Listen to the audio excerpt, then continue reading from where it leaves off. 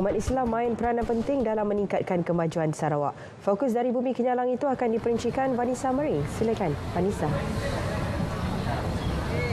Ya, dia sebelum itu kita ke perkembangan ini. Gabungan Parti Sarawak GPS menghormati keputusan Majlis Kerja Tertinggi MKT UMNO yang memohon ihsan yang di-Pertuan Agong Al-Sultan Abdullah Riayatuddin Al-Mustafa Billah Shah untuk mempertimbangkan pengampunan penuh kepada bekas Perdana Menteri Datuk Seri Najib Razak. Timbalan Perdana Menteri dan Ketua Whip GPS Datuk Seri Fadilah Yusof berkata GPS menghormati keputusan tersebut kerana itu merupakan hak UMNO sebagai sebuah parti. Kita menghormati keputusan mereka sebab itu hak mereka sebagai sebuah parti dan nak memperjuangkan pengampunan kepada pemimpin mereka. Menurut beliau, ia merupakan usaha UMNO namun prosedur untuk pengampunan adalah berlainan kerana ia bergantung kepada banyak perkara seperti perundangan, proses serta pertimbangan lembaga pengampunan sebelum jawatankuasa khas menasihati yang di-Pertuan Agong. Ditanya sama ada usaha tersebut akan memberi kesan kepada kerajaan perpaduan, Datuk Seri Fadilah menegas kerajaan adalah berlainan dari parti. Kerajaan berlainan, parti berlainan.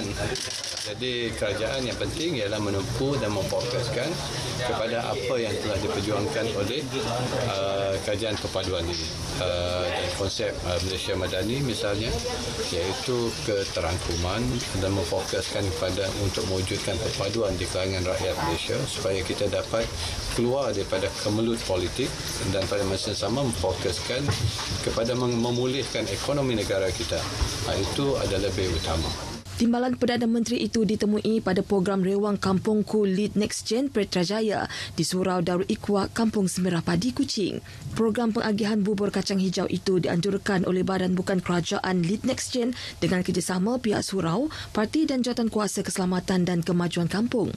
Pada majlis itu, Datuk Seri Fadilah turut menyerahkan kerusi roda kepada salah seorang bekas pemimpin parti yang mengalami kesukaran berjalan.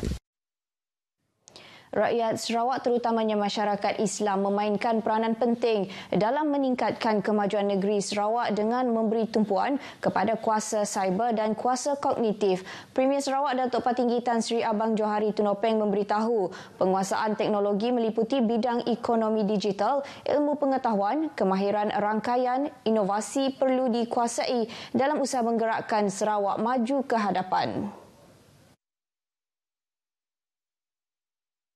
Johari mahu masyarakat Islam menjadikan Al-Quran sebagai rujukan dan panduan untuk menguasai bidang tersebut.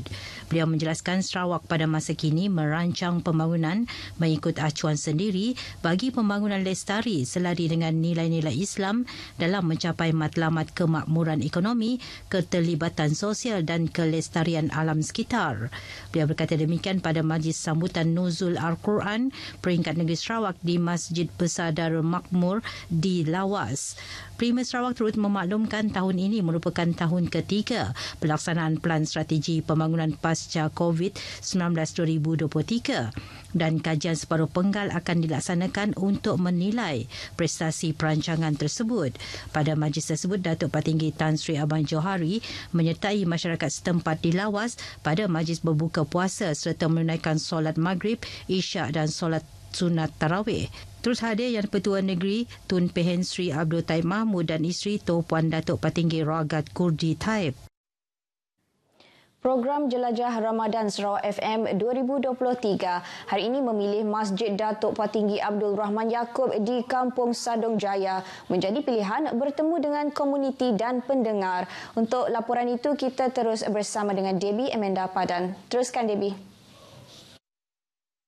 Baik, terima kasih Vanessa. Ya, saya sekarang berada di perkarangan Masjid Datuk Patinggi Abdul Rahman Yaakob Kampung Sadong Jaya ini dan baru saja bersama-sama dengan penduduk Kampung Sadong Jaya ini menyediakan bungkusan bubur 4 jenis bubur iaitu bubur Ashura, bubur kapur, bubur lambuk dan bubur pedas yang akan diagihkan kepada sekitar penduduk di Kampung Sadong Jaya ini.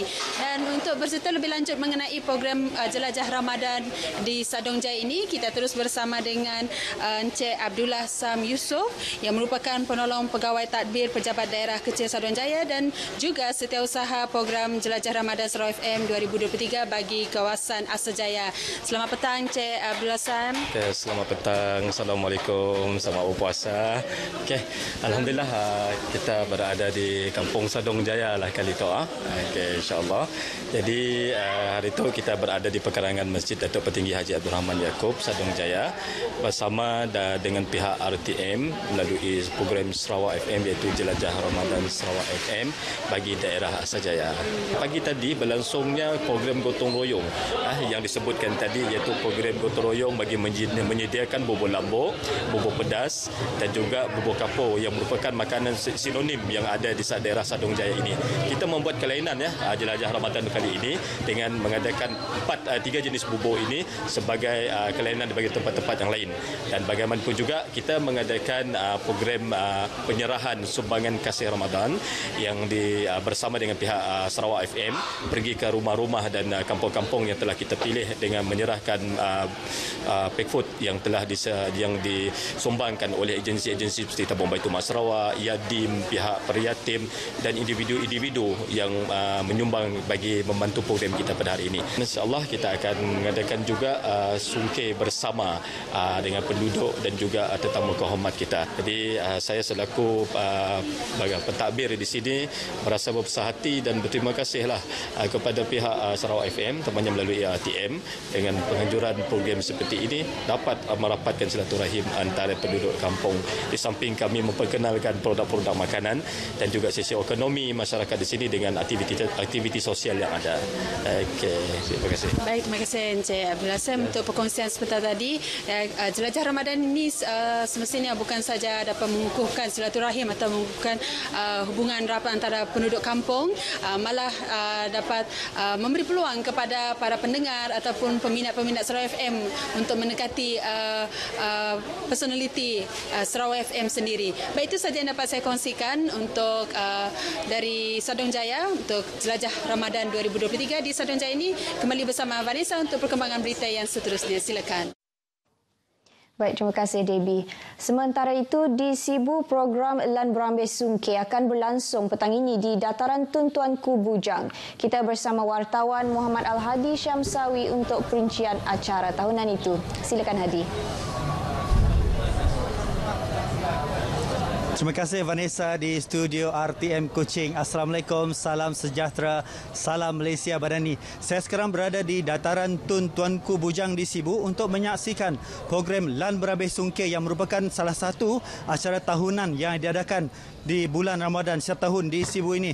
Dan hari ini sebenarnya pelbagai aktiviti-aktiviti yang telah dilaksanakan untuk mengisi program Lan Berambis Sungkir. Antara yang akan diadakan pada malam ini adalah program pertandingan meriam buluh yang disertai oleh sekitar 15 orang peserta dan sebentar sahaja tadi sudah tamat program Nuzul Al-Quran di mana seramai 270 orang peserta telah membaca Al-Quran secara berterusan selama 24 jam dan program ini baru tamat sekitar pukul 5 petang tadi.